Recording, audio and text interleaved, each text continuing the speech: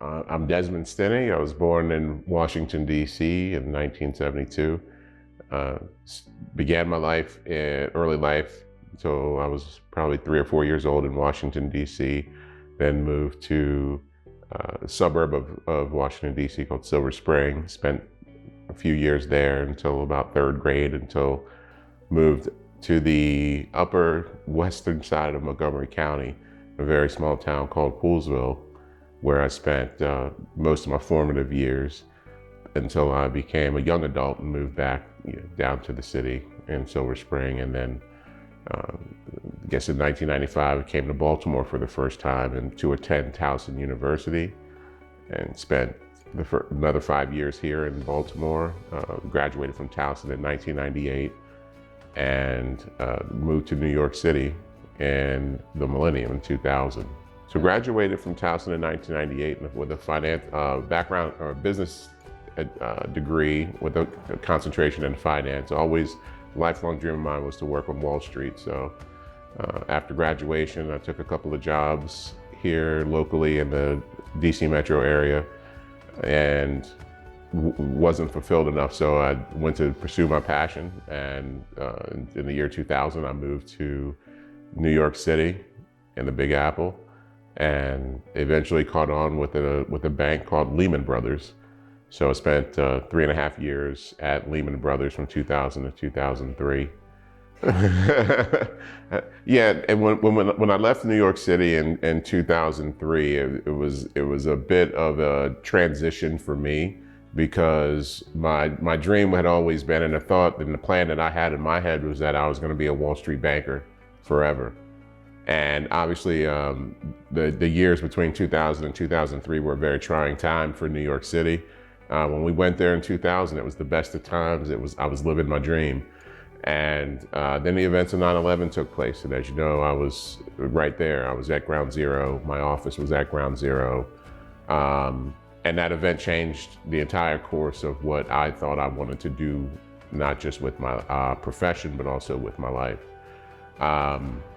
Being a part of something like that really helps you refocus on what's important. And up until that point, it was all career and being a provider. But being a part of those terrible events helped me understand that there's bigger things to be a part of. And my entire, it was, like I said, it was a very transitional point for me. I think I knew almost right away that I no longer wanted to spend my life in New York working 70 hours a week for a bank. And we stayed for about another year, and we felt like it was our time to move on. And at that point is where I really wanted to pursue something entrepreneurial. Had a great idea for a tech startup, so we pulled up our roots in New York City and Brooklyn, and came back to Baltimore to pursue an entrepreneurial passion. So since 2004, I've been an entrepreneur, and now become a serial entrepreneur. So I have many different hats that I wear, and I came up with this whole concept of a disposable messaging system that you could use when you were needing to advertise a car for sale or apartment for rent or anything you were doing. And back in those days, those advertisements were in what's called classified ads within newspapers. And I built an entire voicemail and email and website platform that could be disposable, called My Ad Box, and that was short for My Advertising Box. A company out in San Francisco called Grand Central built a better mousetrap and had a better grasp on technology products or telephony products. And they built a service that would give people disposable phone numbers for free. Today, you know that service as Google Voice. And Google bought Grand Central, I think around 1998, for about $95 million. And off of the concept that I invented. So that was my first project. And that was a bit of a hard pill to swallow. the idea that you conceive. Well, that one thing it did teach me is that there's really no value in being first. There's a lot of value in being the best.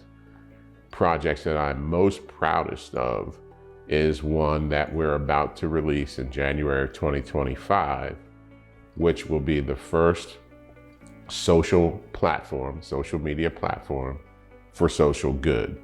And that will be dealing with debt.org. It is a space for people to go and talk about and learn about financial literacy. And it is a social environment, first of its kind. And I'm so proud of this project, one, because of the level of thought and the entire build process. I love building. So the whole doing the groundwork, writing the requirements, testing your market, that's what I really love, the whole project management side of building the product. And there's so much that's been going into that for the past 4 years, but to finally see it coming to fruition and seeing it actually being a tangible thing that people can use. But that's one sense of pride was the process, but even more so is the number of people that this service is going to help, because people are struggling. There's a lot, if you look at the numbers, the amount of debt that people are carrying these days, it is a public health concern.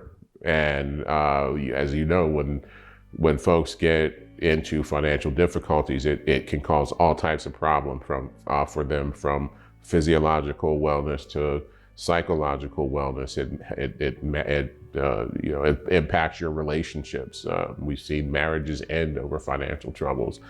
And dealing with debt.org, the social media platform, will be the world's biggest support system for people either wanting to prevent ever getting into financial trouble, or people that are in financial trouble and need help getting out of it.